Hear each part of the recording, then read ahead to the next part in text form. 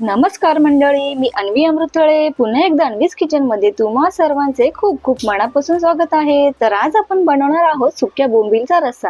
त्यासाठी लागणारे साहित्य आणि कृती बघूया। लाल तिखट 7 ते 8 लसूण पाकळ्या, अर्धा इंच आलं, सुक्या खोबऱ्याचा किस, कोथिंबीर, काश्मीरी लाल मिरची पावडर, गरम मसाला, हळद, चवीनुसार मीठ, 7 ते 8 भिजवलेले कोकम, 2 टोमॅटो बारीक चिरून घेतले आहे, एक मोठा कांदा उभा पातळ चिरून घेतला आहे, 2 हिरवी मिरची, सुके बोंबील साफ करून घेतले आहे, त्याचबरोबर वांगी बटाटा पाण्यात चिरून ठेवले आहे जेणेकरून काळे पडणार नाही। आता आपण मसाला भाजून घेऊया। त्यासाठी गॅसवर तवा ठेवला आहे, त्यामध्ये घालूया एक मोठा कांदा उभा पातळ चिरून घेतला आहे।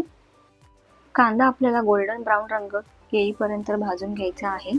कांदा आपण तव्यामध्येच बाजूला करून घेऊया। तुम्हाला हवं तर तुम्ही डिश मध्ये सुद्धा काढून घेऊ शकता। अर्धी वाटी सुक्या खोबऱ्याचा किस, तो सुद्धा आपल्याला गोल्डन ब्राऊन रंग येईपर्यंत भाजून घ्यायचा आहे। कांदा आणि खोबरं दोन्ही मिक्स करून 1 मिनिट भर परतून घ्यायचं आहे। मिक्स करून झालं तर तव्यामध्येच बाजूला करून घेऊया आणि यामध्ये 1 पळी तेल घालूया। तेल गरम झाले की कांदा सुकं खोबरं तेलामध्ये परतून घ्यायचं आहे आणि त्याचबरोबर लसूण, अद्रक, कोथिंबीर ते सुद्धा सर्व जिन्नस एकत्र करून परतून घेऊया।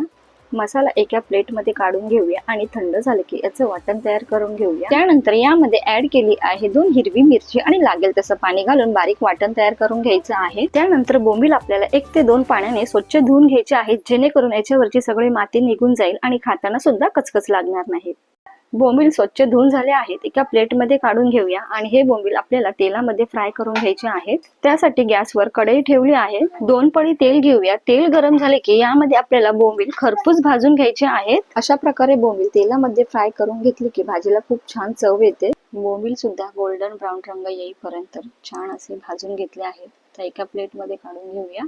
त्याचबरोबर त्याच तेलामध्ये वांगे आणि बटाटा सुद्धा आपल्याला फ्राय करून घ्यायचा आहे।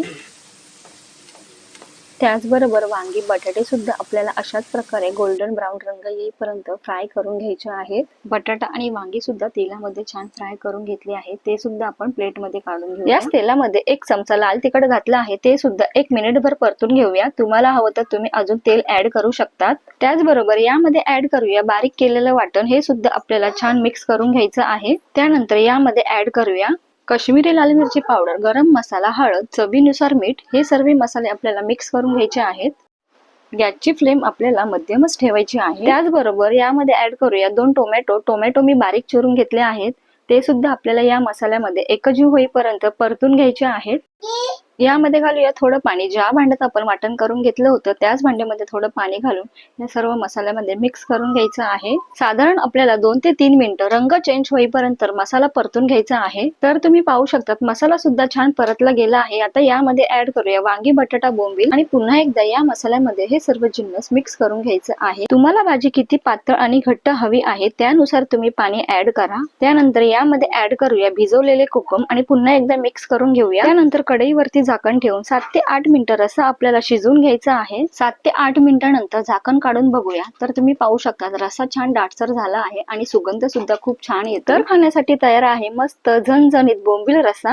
ही भाजी गरमागरम भात, भाकर, पोळी सोबत सुद्धा खूप झकास लागते। तर मंडळी, ही होती आपली बोंबील वांगा बटाट्याची रेसिपी। तर तुम्हाला आवडली असेल तर मला नक्की कमेंट करून सांगा आणि चॅनलवर नवीन असाल तर चॅनलला लाईक, शेअर, सबस्क्राईब करायला विसरू नका। चला तर भेटूया पुन्हा एका अशाच नवीन व्हिडिओ सोबत।